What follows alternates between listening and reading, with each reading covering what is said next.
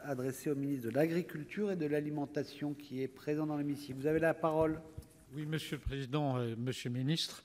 Ma question, chers collègues, Monsieur le Ministre, portera sur la simplification des dossiers PAC et la célérité du paiement des aides. Nous sommes donc, Monsieur le Ministre, sur un sujet que vous connaissez bien et a priori plus aisé à traiter que la réponse à la question précédente.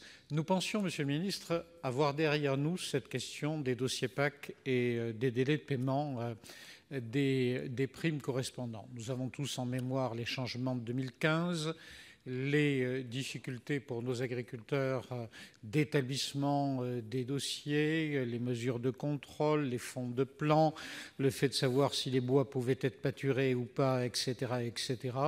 Tout ceci a entraîné des retards importants dans les paiements des primes au titre de la PAC. En fin 2017, ayant pris la mesure de ce sujet, vous avez estimé que ces problèmes étaient derrière nous et dans le budget de 2018, il n'était pas prévu des mesures d'avance, puisque vous pensiez que les règlements pourraient maintenant intervenir dans des délais raisonnables. Sauf que nous avons eu également ce problème sur la question des contrôles. Je ne suis pas opposé aux contrôles.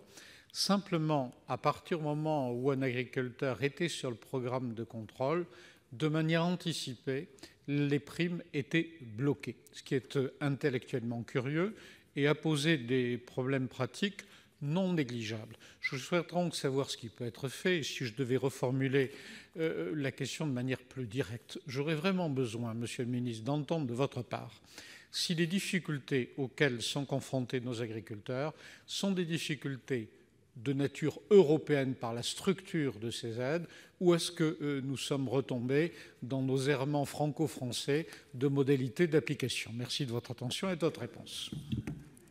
Merci. La parole est à vous, monsieur le ministre.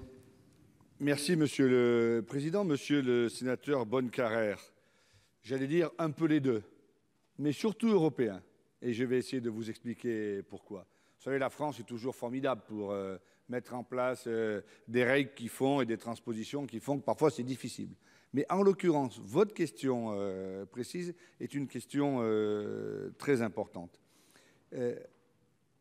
Il est impossible de verser des aides européennes lorsqu'il y a un contrôle. C'est une règle directive européenne. Donc on ne peut pas aller à l'encontre. Je regrette de vous le dire, et c'est ce que j'indique à l'ensemble. La réglementation européenne impose que l'ensemble des contrôles soient réalisés avant de pouvoir verser des avances ou des aides PAC. Mais la France a déjà obtenu de la Commission une dérogation pour pouvoir verser des avances après les seuls contrôles administratifs qui comprennent les visites rapides. Il n'est pas envisageable de faire évoluer cette règle de bonne gestion qui évite après, et vous avez plein d'exemples en tête évidemment, de devoir aller recouvrer les sommes indûment versées chez les agriculteurs. Cette situation est pire et vous savez que nous sommes toujours dans la situation de ce qui s'était passé il y a une vingtaine d'années. Cette règle est normalement bien connue de tous les agriculteurs, mais a pu être parfois un peu oubliée. Depuis 2015, il n'y avait pas eu d'avance PAC, mais des avances de trésorerie payées par l'État qui auraient pu être versées à tous les agriculteurs. C'est ça la différence. De même, pour préserver l'efficacité des contrôles, il n'est pas possible de prévenir les agriculteurs contrôlés plusieurs semaines à l'avance. En compensation, les avances PAC sont versées de manière régulière pour intégrer les résultats des contrôles au fil de l'eau. Pour mémoire, et je veux le rappeler, je le dis souvent à mes interlocuteurs, la France est un des rares pays européens à avoir mis en place ce système d'avance. Et quand je dis un des rares, je crois que c'est sur les doigts de la main. En Allemagne, les agriculteurs ne touchent leurs aides que début janvier, lorsque l'ensemble des contrôles a été réalisé. Alors je connais bien ce sujet. On pourrait toujours aller plus loin, mais le mieux étant l'ennemi du bien, je crois qu'il faut faire ça. Attention à ne pas être amené après à aller chercher chez l'agriculteur des aides qui auraient pu être indûment perçues. Aussi, il y a des avances lorsqu'il y a des contrôles administratifs. Pour le reste, je regrette de ne pas pouvoir répondre totalement favorablement à votre question, mais vous indiquer que je veille, comme le lait sur le feu, à ce que cela se passe dans les règles de l'art.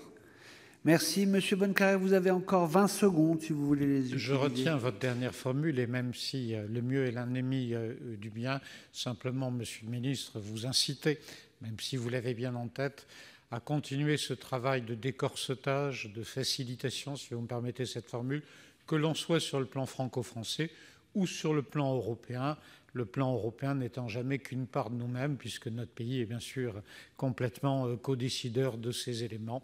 Merci de votre action de simplification et d'amélioration pour nos agriculteurs. Merci. L'ordre du jour appelle maintenant la question de Monsieur Jean-Marie Morisset, question numéro